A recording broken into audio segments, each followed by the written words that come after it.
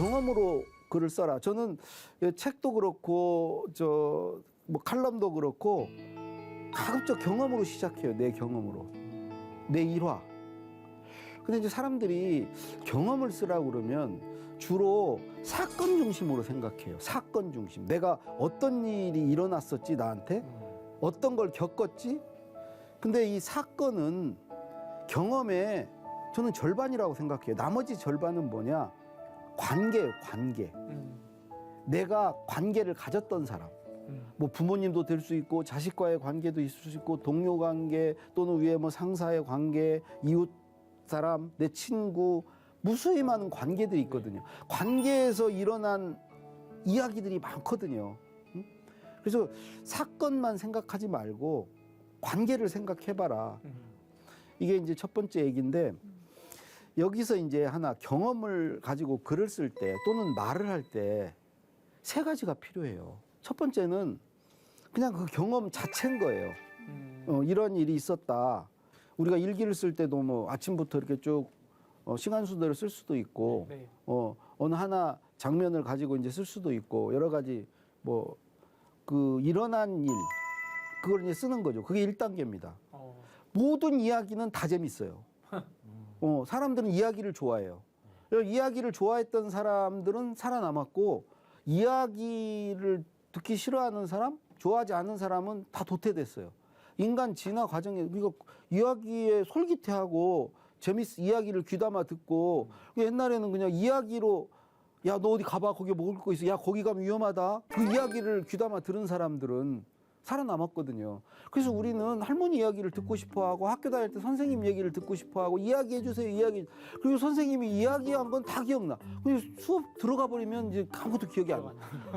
야, 여기 얘기는 이제 이 정도 하고 지난 시간 어디까지 했지? 이제 진도 나가야지. 그러면 그 다음부터는 아무것도 기억이 안 나. 이야기는 기억이 나요. 그래서 저는 공부도 이야기로 좀 했으면 좋겠다. 친구한테 이야기로 들려줘라. 좋죠. 친구한테 들은 이야기는 다 기억난다. 시험 볼 때. 맞아요. 그러니까 이야기는 재밌거든요. 재밌으니까 기억에 남아요. 그리고 이야기 안에는 인물, 사건, 배경, 뭐 그다음에 이야기의 어떤 클라이막스, 그다음에 마지막에 어떤 그 갈등과 갈등의 해소, 또 이야기에는 뭐 상대 편이 나타나고 그 사람과의 갈등을 겪고 막 이런 요소들이 원래 이야기에는 다 들어가 있어요. 우리 삶 자체가 그렇기 때문에 사는 게 다 그런 거거든요. 갈등을 겪고 위기에 처하고 그걸 극복하고 뭐 이런 과정이었기 때문에 이야기 안에는 다 재밌는 요소가 있어요. 그래서 첫 번째 그런 이야기를 쓰면 재밌다. 근데 여기에 그치면은 그 이야기를 들은 사람이 또는 읽은 사람이 좀 부족해요. 미진함을 느껴요. 그 두 번째가 뭐냐면 의미예요, 의미. 재미에 의미를 붙여줘야 돼. 사람은요, 그렇죠. 글을 읽거나 책을 읽거나 누구 말을 들을 때 그냥 재밌는 걸로 그치는 것을 싫어해요. 거기서 뭔가를 배우거나 교훈을 얻거나 어떤 시사점을 얻고 내가 뭔가 노하우를 배우고 뭘 깨닫고 이러기를 원해요. 그래서 이거를 넣어줘야 돼요. 내가 그런 경험을 하면서 이런 걸 알게 됐다. 이런 걸 배웠다. 이런 시사점을 얻었다. 그런 얘기를 넣어줘야 되는 거죠.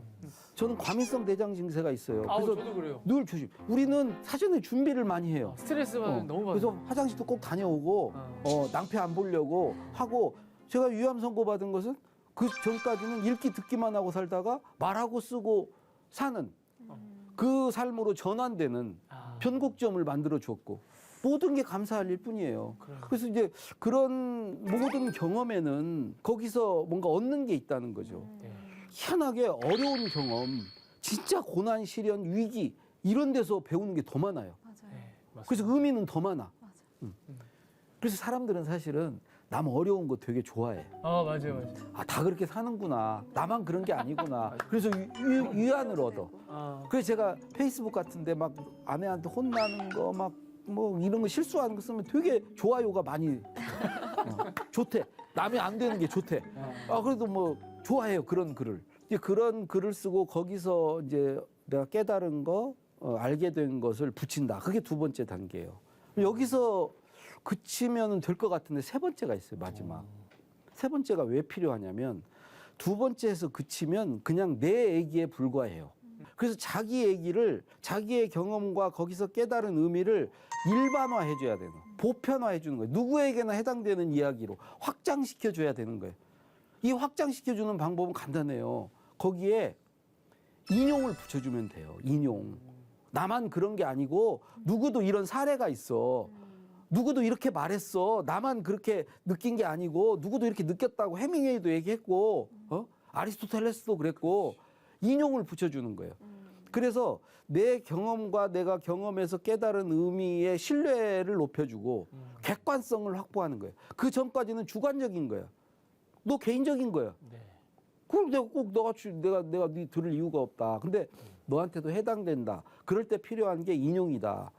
그래서 이제 경험을 쓰되 이야기와 의미와 인용으로 자기 경험을 써라. 그리고 이제 두 번째는